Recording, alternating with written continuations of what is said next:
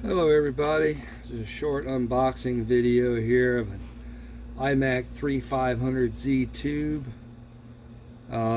Never been opened, but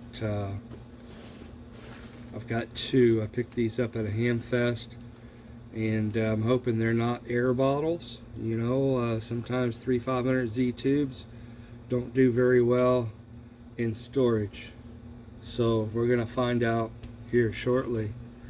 But before I get into that, just a little bit of history here I thought was very interesting. 1932, Jack McCullough, W6CHE was his number. Bill Eitel, W6UF. They wanted to build a high power transmitter to work on 20 meters. They worked for Heinz and Kaufman Manufacturing Company.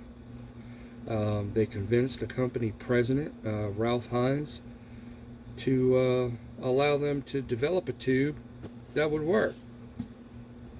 Now, that's not this tube here, but anyhow, this tube came way later than the 30s. Anyway, Ralph said, yeah, go ahead. And in 1934, they borrowed money and started their own company. Jack and Bill started their own company, borrowed some money, started with only 3 employees, a small rented building at 798 San Mateo Avenue. I believe that was in San Bruno, California. And they developed the 150T triode. That was their first tube that they developed together. And yeah, I mean, just crazy history, right? And so these guys, in 1935, excuse me, their tubes were sold to the U.S. Naval Research Lab for use in experimental radar that operated at 200 megahertz. So they were developing tubes back then to use for the, for pulse radar.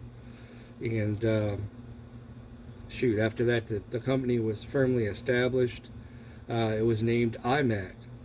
It was a merging of the two names of Eitel and McCullough. So you put those two together, Eimac, right?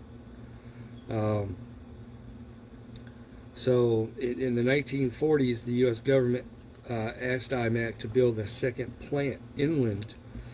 They were scared. It was due to paranoia that the Japanese would invade California. It's kind of a different time back then. Shortly after that, they received the largest order that they've ever had from Western Electric for the war effort. They had ordered over 10,000 tubes. And back then, 500 tubes or 50 tubes, I think 50 tubes was a large order, was a call for celebration. And here they are to get their first order for 10,000 tubes. The U.S. was really ramping up the war effort. But with the end of the war and the cancellation of government contracts, Eimac found their production levels fall to nearly zero. You still had tubes were starting to become prevalent in TVs and stuff like that for civilian use, but as far as the war effort, that was over. And they found their production level fall to dang near zero. The government stocks of tubes were liquidated on the open market for as little as 15 cents a tube. I mean, think about that, 15 cents a tube, that's crazy. I mean, that sounds like pennies in today's money, but back then I'm sure 15 cents was worth a whole lot more than it is now. But anyway, after that, the Salt Lake City plant, the one that they opened inland, was closed. People lost their jobs. And then they went on to they still remained in business, like I said, in the civilian market, and developed the 4X150A, and then the 250B, and so on and so on. They merged with Avian in 1965. Still continued to produce tubes, of course, and I think we all pretty much know the story from there. Once transistors came out, they started to replace a lot of the glass stuff, and you know, I think Eimac had their largest year in 2005. I think they did over 50 million dollars or something that year. Don't quote me on that. I don't have it in front of me. But yeah, interesting. You know, just the whole company, Eimac company, was formed out of two ham guys wanting to basically build a high power transmitter for 20 meters. I think that's cool. You know, and even after these two guys retired, they said Eimac would have never happened if it wasn't for the amateur radio community. So, you know, just think of all of the technological advancements that were made in that time. You know, I mean, if tubes weren't where they were, who's to say transistors would be where they were, right? So, anyway, without further ado, I'm going to drag this video out forever. So the story here, I got these at a Hamfest. I've got this one here still in the box. This one here was open, but I'm going to go ahead and grab it out of here. Let you guys take a look at it. This is a Virgin Eimac 3500Z. So it's got pretty clear, sharp writing. There's a number etched in the bottom, 29185. See, it has no discoloration in the glass.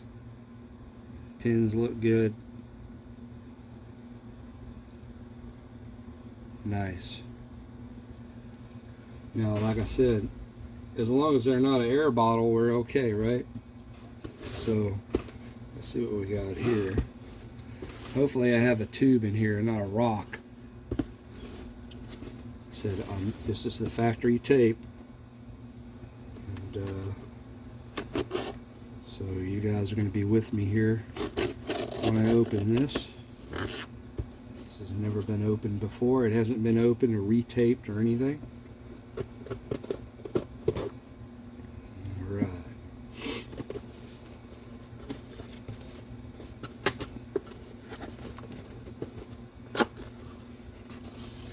We've got some bubble wrap, deflated bubble wrap. It's not very good. All right, box is empty. Pull that to the side there.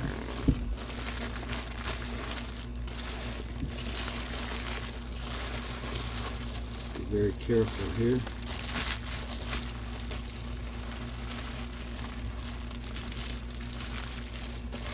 Human hands have not touched this tube since the day it was made.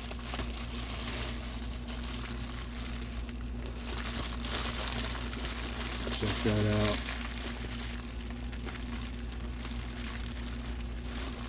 Grab it by the pin there. Nice and shiny, not a fingerprint on it. That is wild. The number on this one, 7287. You know, they're different numbers. So I believe if you look at the packaging of this box, I think this was the tubes as they were included with the SB220 in the box, right?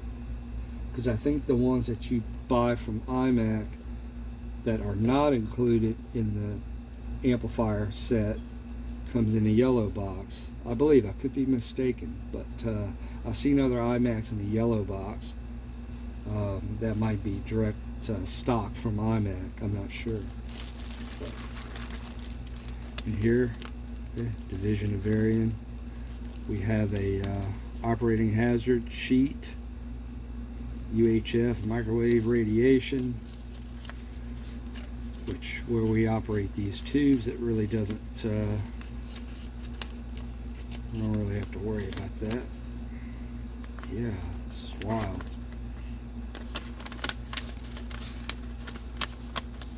Yep, San Carlos, California.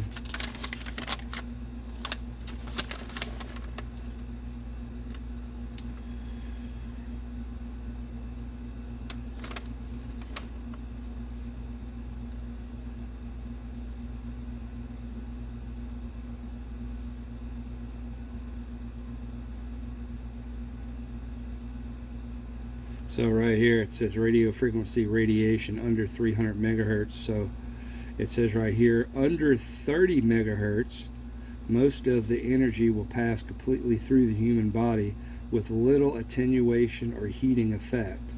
Public health agencies are concerned with the hazard. However, even as all these at these frequencies, some commercial dielectric heating units actually operate at frequencies as low as 13 and 27 megahertz. So pretty cool.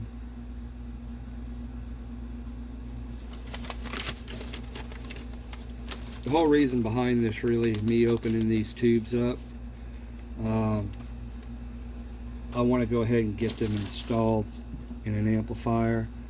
I'm going to go ahead and do the air bottle test. Basically, we're going to plug them in. We're not going to apply any high voltage to the plate, but we're going to light the filaments. If there's air in these tubes, if they've lost their vacuum, we're going to know it right away. As those filaments heat up, you'll see it get cloudy and start smoking in there, right, in the presence of air. So hopefully that doesn't happen. Really got my fingers crossed on this one. And once we let these sit in there and burn in, let the filaments burn in for maybe all day, maybe then I'll attempt to hook up the high voltage and see what happens. But anyhow, I'm going to pause the video here. I'm going to get these put in, and we're going to fire them up, and we're going to hope for the best.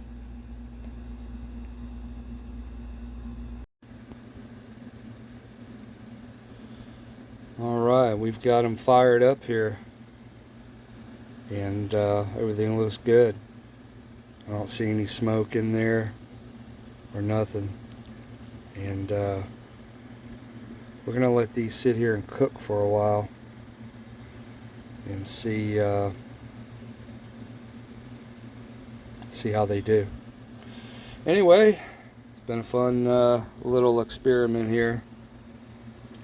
I was really saving these tubes for later use, but like I said, I get nervous with them in the box, not knowing if they're good or not. At least now I know that they're not air bottles. So yeah, I have to replace the tubes in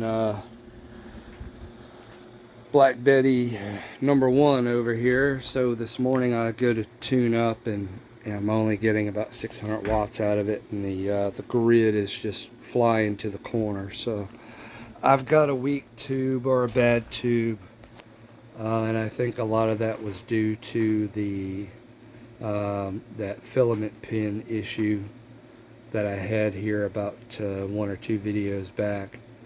So the tube wasn't getting the required filament voltage. It was very dim. I didn't catch it, and I operated it that way probably for a day or so. People were telling me my audio sounded bad. Why does my audio sound bad? I couldn't figure it out. And it had something to do with that tube. So I did repair the pin in the socket, but I think the damage is done. So I got to replace these tubes out. And at this point right now, I don't know if I want to put some ZGs in here, some Chinese tubes, or if I want to use these Eimacs or not.